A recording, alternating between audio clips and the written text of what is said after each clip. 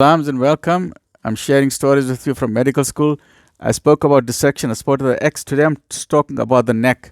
This also happens. So the first story about the X happened at Baragwanath. The second story about the neck also happened at Baragwanath Hospital. This was 1 o'clock in the morning. Baragwanath Hospital, Saturday night in the surgical pit, and a patient came in. My professor at that stage was an Afrikaner doctor. That's why I love these Afrikaner professors. They taught me so much. And in this particular place also a boer make a plan. That's why I say I'm an Indian boer, because I also make a plan. So now we're at Saturday night surgical pit in Baragwanath Hospital, and this patient come in, stabbed to the neck, stab victim.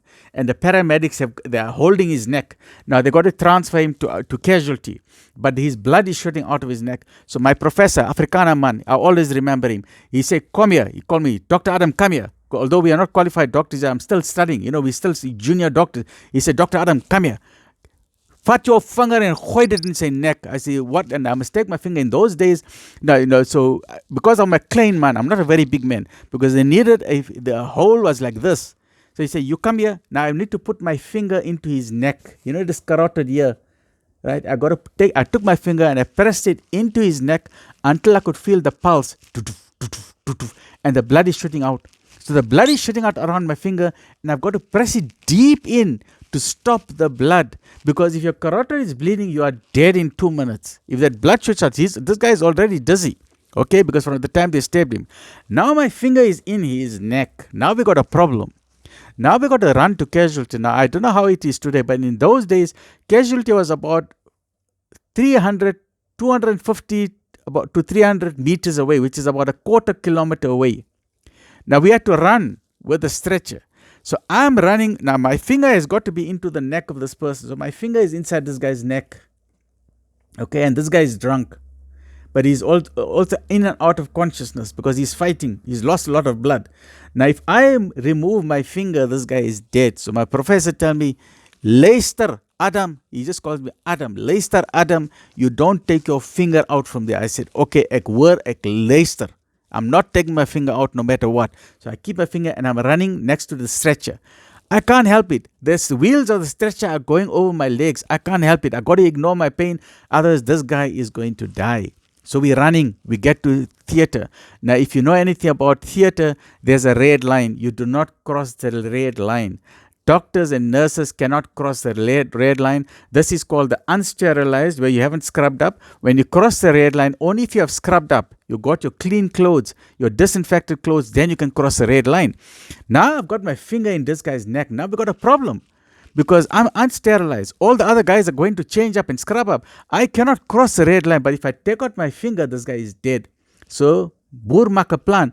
My professor, Afrikaner fellow, he said, okay, Adam, klim op daardie stretcher. So I jump onto the stretcher, on top of this man. Okay, on top of him, while my finger is there. And then they skip me in, they take me into theater. Once I get into the theater, you know what happened? The theater is empty. I'm alone there with my finger in this guy's neck. You know why the theater is empty? Because all the nurses are in the scrub room. They're busy washing up. My professor is there. All my friends are there. They're all scrubbing up quickly because they want to save a life. We as students, we want to see how you cut the neck open and how you're going to do the stitching, because it's a very interesting case. But me, I'm sitting all alone with this guy. Imagine me all alone. And ek is a klein I'm not like these rugby players, or a boer, Afrikaner boer, they pick up the sheep, they're very strong people. I'm not like our captain, what's his name, Sia Kolisi. I'm not like him, like a rugby player. Ek is a klein I've got my finger in him.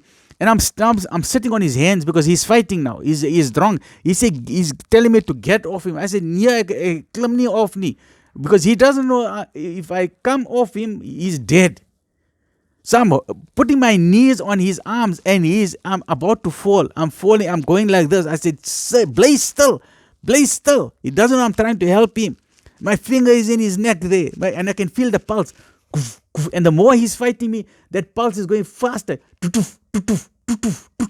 And the blood, and ek is skrik now. Ek is no skrik. I said, how long are they going to take for scrubbing?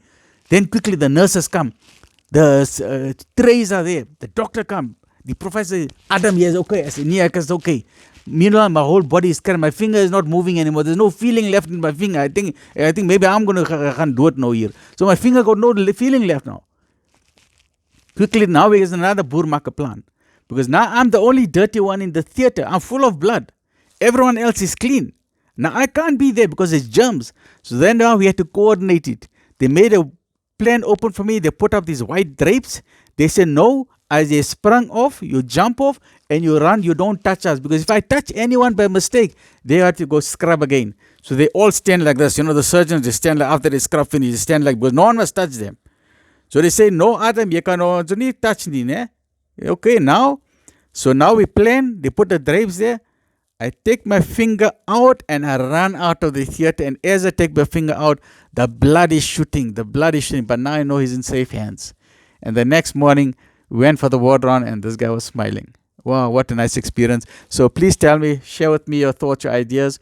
Here's what I told you. I'm sitting at home, spinal disability. Share with me your thoughts and ideas. I may not reply to all the comments, but I love reading all your stories.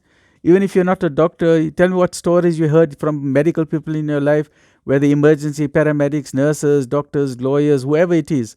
So tell me some of your stories. Interesting stories about health. Stay well. Look after yourself.